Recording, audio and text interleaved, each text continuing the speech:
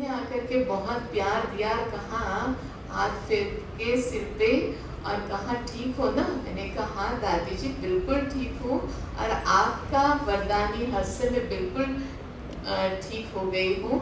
तो कहा नहीं आज जो है गाड़ी में बैठ जाना, आप पैदल नहीं चलना। मैंने कहा नहीं दादी जी मैं पैदल ही चलूँगी और मैं बिल्कुल अब ठीक हो गई हूँ और मुझे गाड़ी में नहीं बैठना है। तो माना पूरे 2 मास हम पैदल, कोई तकलीफ होती थी किसी को तो वो बैठ गए, लेकिन दादी जी की इतना मतलब बड़ी दादी प्रकाश मणि जी की और दादी रतन मोहिनी जी की विशेष नज़र थी कि छोटे हैं ये, और बहुत खुश होते थे, कहते कि अच्छा ये बहुत अच्छे उड़न खटोले तो सबसे आगे चलते हैं। तो रिपोर्ट मिलती थी और दादी जी हर समय यानी कि एक एक बात हमें बताते थे, अच्छा ये ऐसे करो ये ऐसे करो।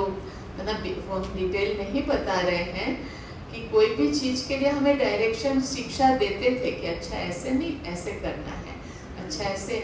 आज कुछ चेहरा ऐसा लग रहा है, खुश हो ना। मैंने कहा हाँ दादी खुश हो।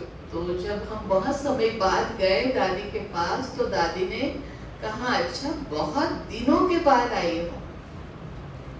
मैंने कहा हाँ दादी जी। तो कहा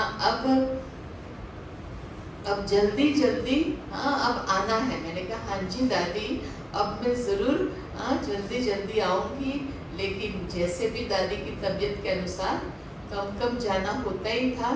और फिर मेरे लिए भोग निकालते रहना, कि दादी ने कहा कि मेरे लिए भोग निकालते रहना। मैंने कहा हाँ जी दादी जी। फिर मैंने कहा कि दादी जी भोग के रूप से दादी अब क्या भाव है दादी का। तो मैंने पूछा दादी जी बताइए कि हाँ ये जो खर्ची है ये भोग निकालते रहना है या मतलब कि बाबा की सेवा और बाबा का आपका नाम रोशन करना है। तो दादी ने ऐसे आकर बाबा का नाम तो रोशन होगा ही, हाँ बाबा का नाम तो रोशन होगा ही। मैंने कहा हाँ जी दादी जी। तो यानी कि और फिर और भी कुछ रिकॉर्डिंग हमने जब भेजी भी थी वीडियो, जब जुलाई मास में भट्टी में हम गए थे तो उस ग्रुप में भी भेजा ही था। इस प्रकार से यानी कि दादी पूरा कॉन्शियस में रहती थी। हाँ सभा में आती थी तो नहीं कम ही बोलती थी, लेकिन वैसे पर्सनली दादी सबसे बहुत मिलती थी, थोड़ा शिक्षाएं भी देती थी, क्लास भी कराती थी। तो इस प्रकार से दादी जी का अभी तक रहना एक हम सभी के लिए बहुत ही एक वरदान था, समझ लो। इस वरदान को हम अपने जीवन में धारण करने का संकल्प करेंगे। और इतना दादी जी मतलब इकोनॉमी वाले थे कि एक एक चीज यज्ञ की बहुत सारी ऐसी बातें हैं, कुछ निशा दीदी भी बताएंगे। और ये कि सभी गए हुए थे, किसी को स्पेशली आना नहीं पड़ा, हाँ स्पेशली नहीं आना हुआ। और दादी ने उसी मतलब सभी के उपस्थिति में ही इस देह का त्याग किया। और यानी दोबारा आना स्पेशली ये भी एक यज्ञ का खर्चा है, हाँ आना जाना किसी को तकलीफ हो ये भी नहीं दादी ने किया। और दूसरा सदगुरुवार का दिन, ये कोई अलग दिन। बाबा के घर में टीचर को तैयार करना, एक कुमारी को टीचर का टाइटल देना, ब्रह्मा कुमारी का टाइटल तो बाबा देता, गुरु गद्दी बाबा देता, लेकिन टीचर बनाना और टीचर भी हर तरीके से वो जो कार्य था वो दादी जी ने किया। तो गई और बाबा ने दादी को अभी तक रखा कि अब आप लास्ट कराकर ही आना, अब आप आ जाओ और सब अब लास्ट करते हुए स्थिति बनाते हुए चले। तो यही दादी को श्रद्धांजलि है दादी जी को कि अब हम भी जल्दी जल्दी तैयार हो जाए। दादी ने तो अपने को संपन्न बना लिया, सब दादियों ने, और बार बार वो वीडियो में भी सुनी रहे हैं कि दादी यज्ञ समाप्त हुआ। तो ये सोच के भी आता है, अच्छा दादी, एक दादी थी, एक रतन था, तो भी अंदर से लगता था एक दादी तो बैठी है, लेकिन अब लगता है दादी साथ है, पास है, वो तो बाबा है, बाबा भी साथ है, पास है, लेकिन अब बाबा भी चाहते हैं कि अब दादियों से प्यार है तो अब जल्दी जल्दी ऊपर चलो। ओम शांति। तो हर चीज आप देखोगे, दादियों का सुनोगे, दादियों की बुक्स पढ़ोगे, उसी से ही हम लोगों को तो इतनी प्रेरणाएं मिलती है, क्योंकि बाबा और दादियाँ तो सब फिर एक जैसे हो गए ना, ब्रह्मा बाबा जैसे। तो उनमें भी ब्रह्मा बाबा, वो तो हम उनसे सीख ही रहे कि इतना कभी इधर कभी उधर कभी इधर, और बस वही चेहरे पे वो चीज़ नहीं आनी चाहिए, क्योंकि अब तो चेहरे से ही तो सेवा होनी है ना। वो सब चीज़ें बाहर की, वो ड्रामा में वो सारा पार्ट हम लोगों को रोल प्ले करना है, पर कभी भी वो हमारे चेहरे पे ना आए, क्योंकि अब तो कोई सुनने का किसी को टाइम उतना है नहीं।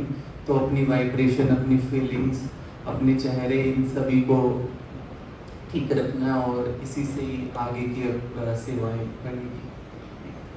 दादी ने आज शरीर छोड़ दिया तो एकदम संकल्प आया, जो चलते थे, मतलब मेरे आंखों में आंसू आ गए। की सेवा में दादी जी का जब 100th बर्थडे था, तो उसके निमित्त हमें सेवा के लिए वहाँ बुलाया गया था। सेवा करते करते ये एक तरह से फाइनल हुआ कि आपको दादी जी की वीडियोस बनानी है, जिसमें आपको ट्रांसलेट करके दादी जी जो बोलते हैं उसको इंग्लिश में ट्रांसलेट करके उसको डालना है, और उसका टॉपिक भी खुद ही डिसाइड करना है। मतलब करने कुछ और गए थे, भाव नहीं था ये करने का कि ऐसे ऐसे करके मिलेगा।